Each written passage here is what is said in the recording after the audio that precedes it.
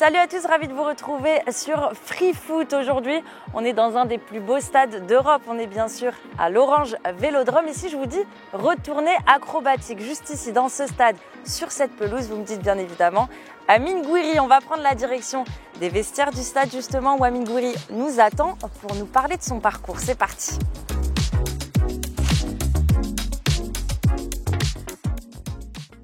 Bonjour Amine, merci d'être avec nous. Bonjour. On est dans ce vestiaire, c'est pas le vestiaire que tu connais le mieux puisqu'on est dans le vestiaire visiteur, mais au moins on est au calme, on est tranquille pour parler de ton parcours. Un parcours qui n'a pas toujours été facile pour toi, Ouais. mais tu es arrivé à l'OM en janvier. Depuis, tu exploses avec le maillot olympien. Avant toute chose, toi, comment ça va? Comment tu te sens à Marseille? Franchement, ça va, hein. Je me sens bien. J'ai été très bien accueilli par tout le monde, hein, que ce soit en dehors et sur le terrain, par les supporters aussi qui m'ont soutenu dès le début. Et aujourd'hui, je me sens bien et je pense que ça se ressent sur le terrain. On va rembobiner un petit peu, on va remonter en 2017. Ton premier match pro, tu es à Lyon, ton club formateur. Premier match pro contre Montpellier. Après ça, il y a eu des moments un peu plus compliqués, il y a eu des blessures aussi. Est-ce que là, aujourd'hui, quand tu y repenses à cette période-là, avec le recul, est-ce que tu as des regrets peut-être ou un sentiment d'inachevé à Lyon? Oui et non. C'est vrai que j'ai commencé tôt, bien sûr, en tant que... 17 ans quand tu commences. C'est ça, hein, 17 ans, ma première apparition en pro à 17 ans. Je me rappelle, cette année-là, j'étais tout avec l'équipe première. C'était difficile de jouer pour un jeune parce que c'était seulement 3 changements et 18 dans le groupe. Donc, mais non, mais je pense que ça m'a forgé. Et à la fin de cette saison, je me fais les croisés en revenant de l'Euro. Après, je me dis que c'est comme ça, c'est le destin, ça faisait partie de mon parcours. Mais oui, bien sûr, en tant que joueur formé à l'OL, on veut tous réussir dans son club formateur. Mais bon, après, franchement, j'ai pas eu de regrets. Je suis très content de mon parcours. Avec Lyon, tu as quand même connu la Ligue des Champions. On en parle beaucoup ici à Marseille. Toi, tu l'as connu en plus d'une manière très particulière. Tu as joué 2 matchs dans la même journée, 2019, contre le Zénith. Exactement. J'ai joué l'après-midi en Youth League et le soir en Ligue des Champions. Je pense que je suis le premier joueur à avoir fait ça, hein. Arrivé au match, je fais l'échauffement. Et pendant l'échauffement, il y a l'entraîneur adjoint, il me dit « Ouais, Amine, il faut que tu rentres au vestiaire parce qu'il y a un joueur de chez les pros qui est malade. » Donc tu le sais vraiment au dernier moment? Ouais, sur le terrain. Exercice de frappe à la fin des l'échauffement, juste avant de rentrer au vestiaire. Je me change, je me mets en survêt prêt à partir. Du coup, ils reviennent de l'échauffement. Ils me disent « Non, on a regardé le règlement. Tu peux jouer 45 minutes. » Du coup, je me rechange, je me remets en tenue. Je joue 45 minutes, je sors et après je rejoins l'équipe à l'hôtel à l'heure de la collation. Après collation, causerie, j'étais sur le banc et je suis rentré. Mais quand tu joues là avec... C'était une sacrée journée quand même. Ouais, c'est assez particulier. C'était particulier, ouais. Parce que les 45 minutes, tu les joues quand même en te disant... J'ai un match qui m'attend ce soir. C'est ça le truc, je jouais mon match. Un peu, je crois qu'on avait perdu, mais je jouais mon match et du coup, je suis sorti à la mi-temps et j'ai rejoint l'équipe. La deuxième mi-temps, je ne l'ai pas regardé. Ouais. Je regardais sur le téléphone, sur le trajet. Je suis rentré à l'hôtel, collation et après, le soir, j'avais un match de Ligue des Champions à jouer. Et je suis rentré, je crois, 15 minutes. Mais c'était une sacrée journée quand même. Ouais. Anecdote assez folle que ouais. Tu pourras continuer à raconter. C'est vrai.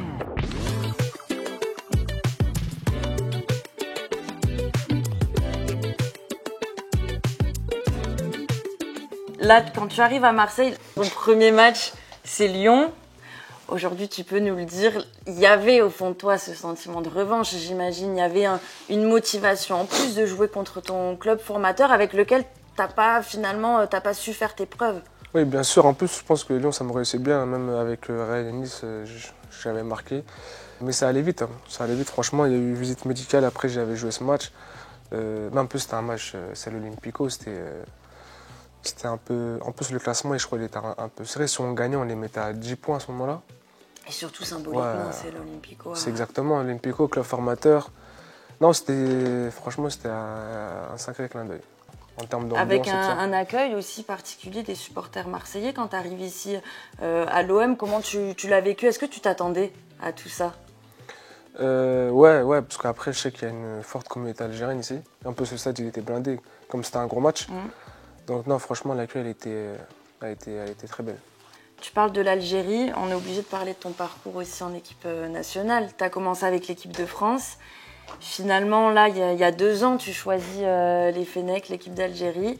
C'est un choix du cœur. J'imagine ça a été une longue réflexion. J'imagine ça a été difficile de faire ce choix-là. Mais pourquoi tu l'as fait? Oui et non, parce que franchement, la première fois que j'ai parlé avec c'était le coach Belmadi qui était à la tête de l'équipe. La première fois que j'ai parlé avec lui, c'était 2 mois avant ma première sélection. Et avant ça, j'avais jamais parlé avec lui. Et là, j'ai réfléchi, mais j'ai pas réfléchi longtemps pour prendre la décision. Avec la culture algérienne, tes 2 parents sont algériens, toute la famille, j'ai de la famille là-bas, donc comme j'ai dit, j'ai pas longtemps réfléchi. Et franchement, je suis très content, je regrette pas du tout. Et c'est une immense fierté de porter ce maillot. C'est quoi ton plus grand rêve avec ce maillot algérien? De gagner la Coupe d'Afrique.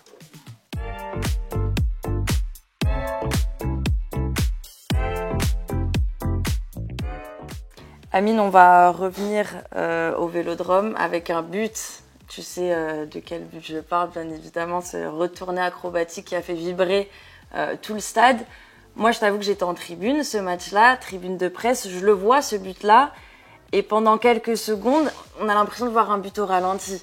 Pendant quelques secondes, il y a un silence dans le stade. Ouais. Est-ce que toi, comment tu l'as vécu ce but et à quel moment tu te dis « let's go, je l'attente » ? En fait, c'est mon contrôle qui fait la différence. Hein.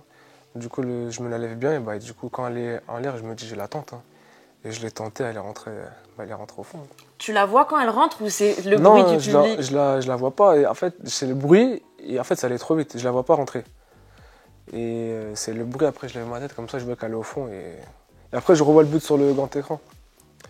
Et ouais, j'ai dit, je pense que c'est l'un des plus beaux buts de ma carrière. Là, ce geste-là, il montre dans quel état de forme toi tu es, mais c'est aussi l'état de forme de l'équipe. L'équipe qui va beaucoup mieux depuis quelques semaines.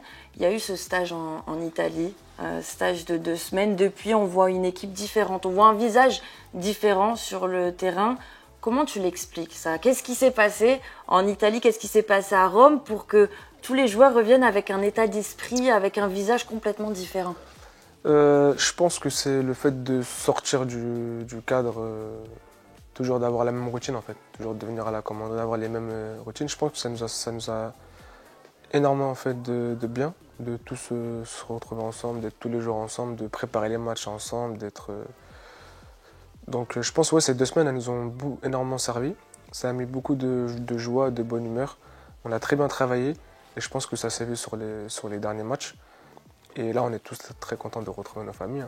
Je parle de famille parce que c'est aussi un terme que Roberto De Zerbi utilise beaucoup. Il parle de ce groupe-là comme une grande famille.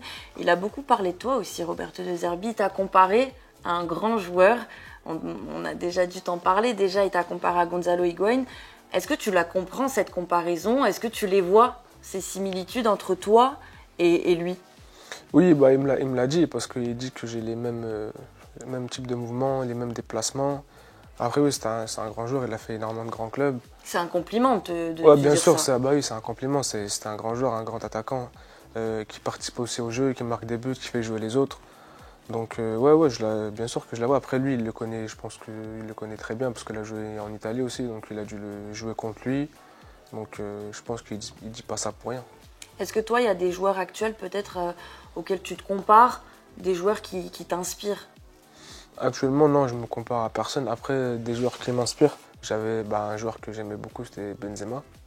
J'allais te le dire, Benzema, qui a d'ailleurs validé ton but sur les réseaux sociaux. Ouais, on m'a envoyé, j'ai vu ça, on m'a envoyé. Mais oui, un joueur c'était Benzema et aussi j'aimais beaucoup aussi Firmino quand il joue à Liverpool. Ce type de joueur qui participe au jeu, qui fait jouer les autres et qui peut marquer des buts. J'aime beaucoup ces joueurs-là. Et puis il y a Balerdi aussi qui avait parlé de toi, le capitaine Leonardo Balerdi, qui avait dit qu'il préférait t'avoir dans son équipe que jouer contre toi, parce que c'était compliqué de défendre face à toi. Toi, tu la connais très bien, cette Ligue 1.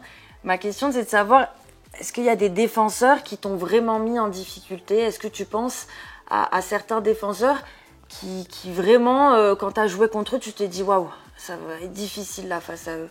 Peut-être Marquinhos, après lui, il est... Mais sinon, non, pas grand monde, je me dis pas que... Parce que d'un match à un autre, ça peut basculer, tu peux Tu peux affronter un défenseur au match aller qui va te manger, le retour tu peux le manger, donc non j'en ai pas un vraiment. Mais Marquinhos c'est vrai je pense que c'est le seul on va dire. Amine, on arrive à la fin de cette interview. Un message pour les supporters marseillais peut-être pour ce dernier rendez-vous au Vel? Ah bah ça va être un match décisif, on espère que le stade sera plein et que ce sera un jour de fête. Merci beaucoup Merci à Amine vous. pour cet entretien. Merci.